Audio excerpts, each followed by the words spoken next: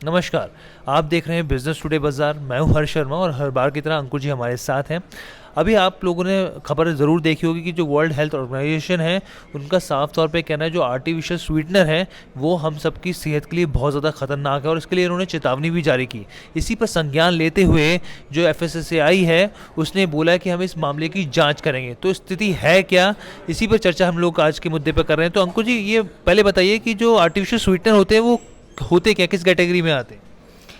देखिए, काफ़ी महत्वपूर्ण सवाल है।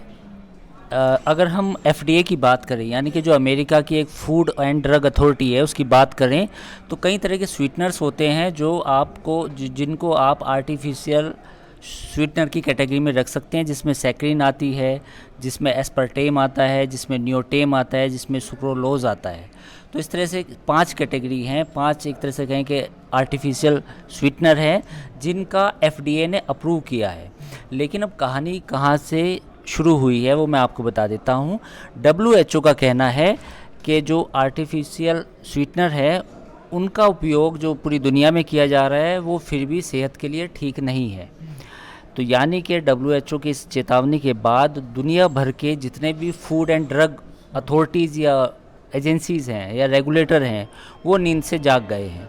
भारत में भी FSSAI यानी जो हमारा फूड का एक सेफ्टी रेगुलेटर है, उसने भी ये साफ तौर पे अब कहा है कि जो WHO ने कहा है हम उसकी जांच करेंगे और हम ये देखने की कोशिश करेंगे कि आर्टिफिशियल स्वीटनर का जो खेल है या जो उसकी जो कैटेगरी है उसका हम पूरी जांच करेंगे और WHO की गाइडलाइन के तहत हम एक नई गाइडलाइन या एक नया नोटिफिकेशन भारत में लाने की कोशिश करेंगे ताकि फूड की जो सेफ्टी है वो सुनिश्चित की जा सके। सर, मेरा अगला सवाल यही था, जो आपने जो सारी टर्म्स बताई, एक आम कंज्यूमर को अगर समझना हो कि भाई आर्टिफिशियल स्वीटनर होते क्या है, किन किन चीज़ों में इसमें इसमें इंग्रेडिएंट्स इसमें मिले होते हैं, कौन कौन से प्रोडक्ट्स में, तो वो क्या होंगे सर?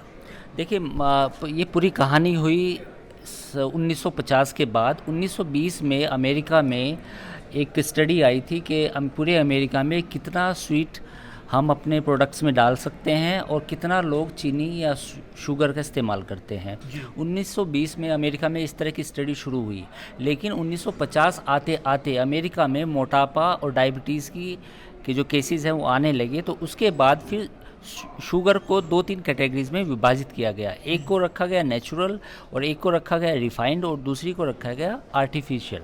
तो इन 3 कैटेगरीज में जब हमने शुगर को रखा तो पूरी दुनिया में फिर जब मोटापे की घटनाएं आई, लोग मोटापे की शिकायत करने लगे और टाइप 2 डायबिटीज़ जो एक महामारी बन गई पूरी दुनिया में, उसके बाद ये खेल शुरू हुआ कि हम ऐसे प्रोडक्ट का इस्तेमाल करें जो हमारी कैलोरी इंटेक को घटाए और हमारे अंदर इंसुलिन की जो मात्रा है उसको एकदम से शूट अप ना करे। तो पूरी दुनिया में फिर ये 0 कैलोरी या आर्टिफिशियल स्वीटनर इनकी बात होने लगी। तो जैसा मैंने आपको बताया था कि इसकी 5 कैटेगरी है। फ़िलहाल FDA ने 5 तरह के आर्टिफिशियल स्वीटनर अप्रूव किए हैं, लेकिन WHO का कहना है कि इनको फिर से देखने की ज़रूरत है, क्योंकि WHO की स्टडी जो कहती है वो ये कहती है कि जो आर्टिफिशियल स्वीटनर है ये भी सेहत के लिए ठीक नहीं है और टाइप 2 डायबिटीज़ को ये जो केसेस हैं उनको बढ़ा रहे हैं। ठीक है। तो अंकुर जी, जैसे हम लोग बात कर रहे थे कि अब भारत में देखना होगा कि आने वाले दिनों में किस तरह से FSSAI इस पर कार्रवाई करती है या फिर किसको ब्लैक लिस्ट करती है, ये देखना होगा। तो कैसी लगी आपको चर्चा, आप हमें कमेंट करके ज़रूर बताइएगा और बिजनेस से जुड़े हर एक अपडेट को बेहद आसान भाषा में समझने के लिए देखते रहिए बिजनेस टुडे बाजार। वीडियो पसंद आया तो हमें लाइक, कमेंट, शेयर और सब्सक्राइब जरूर करें।